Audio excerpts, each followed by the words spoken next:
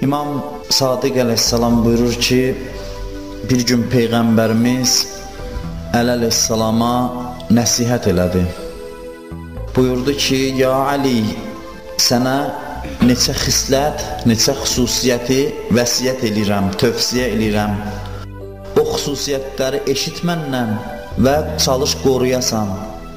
Sonra buyurdu ki, İlahi, müvəffəq elə ki, Əli bu eşitdiklərini qoruya bilsin.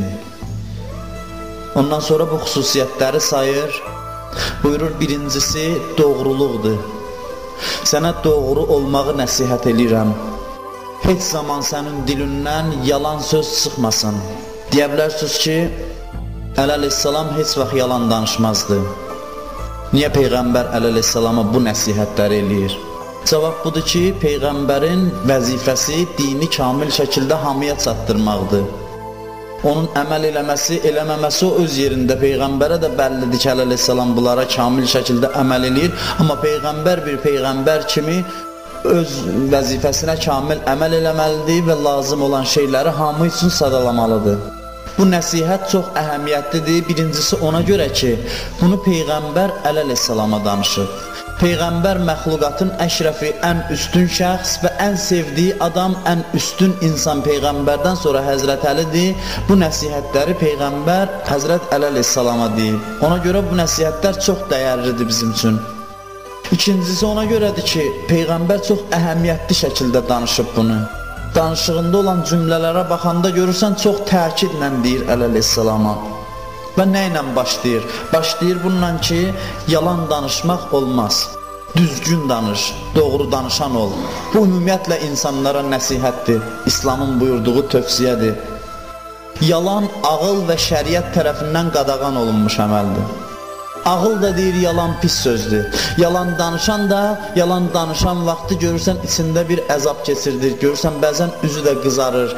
Üzünün qızartısı onun vicdanının o danışdığı yalandan razı olmadığının nişanəsidir. Ağıl özü də yalanın pis olduğunu bizə bildirir. Və şəriət də bunu böyük günahlardan sayır. İnsanı rəzalətə, zəlalətə düçar eləyən günahlardan biri də yalandır. Bəzən görürsən, bir dənə yalan səbəb olur ki, bir insan etimaddan düşsün. Bir yalanına görə ömür boyu o itirdiyi hörməti qazana bilmir da ona inanmırlar, düz sözlə desə inanmırlar. Bir dəfə bir yalanın hesabına görürsən, insan elə bir ziyan çəkir ki, ölənə qədər onun əvəzini qaytara bilmir özü üçün. Bəlkə heç bir şey yalan kimi insanın hörmətini aradan aparmır. Dünyada yalanın ziyanlarından başqa yalanın axirət ziyanları da var. İmam Sadiq əleyhissalamdan bir maraqlı hədis var bu barədə. Buyurur ki, Allah əzzə və cəl şərr üçün, pisliklər üçün qıfıllar qərar verib. Allah bu qıfılların açarını şərab qərar verib. Yəni, elə bil ki, bütün pis xüsusiyyətlər, şərrlər, pisliklər bir evdə cəm olub. O evin qapısı bağlıdır.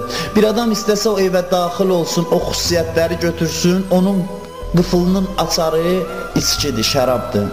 Şərab bütün pisliklərin açarıdır. Şərab insanı insanlıqdan xaric eləyən bir şeydir. Onun bir damcısı da haramdır. İçib özünü aparanlara halaldır o.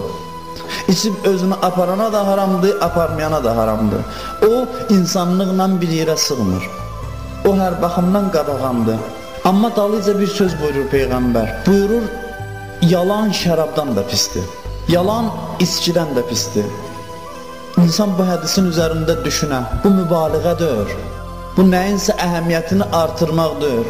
Həqiqətən yalanın batini surəti şərabın batini surətindən daha pisdir, daha ağırdır. İmam Baqir əleyhissalam buyurur ki, yalan insanın imanını viran qoyar, xarab eləyər. Görsən, sirkə balı xarab eləyər. İmanı da xarab eləyən şey, hədis buyurur, o yalandır. İmanın evini bərbad eləyər. Bizim axirət saadətimizin bir rəmzi var. Axirətdə saadətə çatmaq üçün insan gərək imanla köçə dünyada. İmansız adama saadət yoxdur axirətdə. Yalan o imanı insandan almayana qədər insandan əl çəkməz.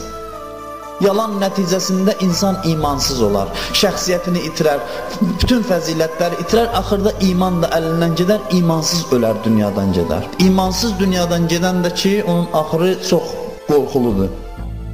Peyğəmbər buyurur ki, sizin içinizdə mənə qiyamət günü ən yaxın olanlar və mənim şəfaətimə nail olanlar doğru danışanlardır.